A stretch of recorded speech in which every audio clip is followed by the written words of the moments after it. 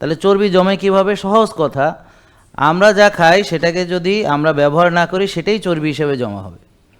আস্তে আস্তে আস্তে আস্তে চর্বি লিভারে জমা হবে, রক্তনালীর ভিতরে জমা হবে, কোষের ভিতরে জমা হবে, কোষের বাইরে জমা হবে, পেটে জমা হবে, শরীরের সর্ব জায়গায় চর্বি আস্তে আস্তে দখল করে নেবে।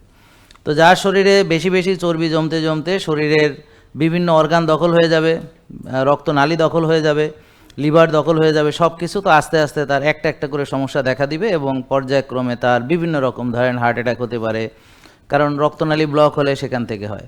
ব্রেন স্ট্রোক করতে পারে, রক্তনালী ব্লক থেকে সেটা হয়ে থাকে। এইভাবে চোখেও স্ট্রোক করতে পারে, পায়ে স্ট্রোক করতে পারে, এবং পেরিফেরাল ভাস্কুলার ডিজিজগুলো হতে পারে, আঙ্গুল কাটা লাগতে পারে, নার্ভ ড্যামেজ হতে পারে, অর্থাৎ সব কিছুই তার হতে পারে। আর সবচেয়ে বড় কথা, শক্তি কমতে থাকবে, এনার্জি কমতে থাকবে, আর দীর্ঘদিন সে ওষুধ খাবে, ওষুধ খেয়ে খেয়ে তো ওষুধের আবার পার্শ্ব প্রতিক্রিয়া আসতে থাকবে। এইভাবে সে একটা সময় লিভার সিরোসিস হবে, তারপর তার লিভার ট্রান্সপ্লান্ট লাগবে। এই হচ্ছে ঘটনা।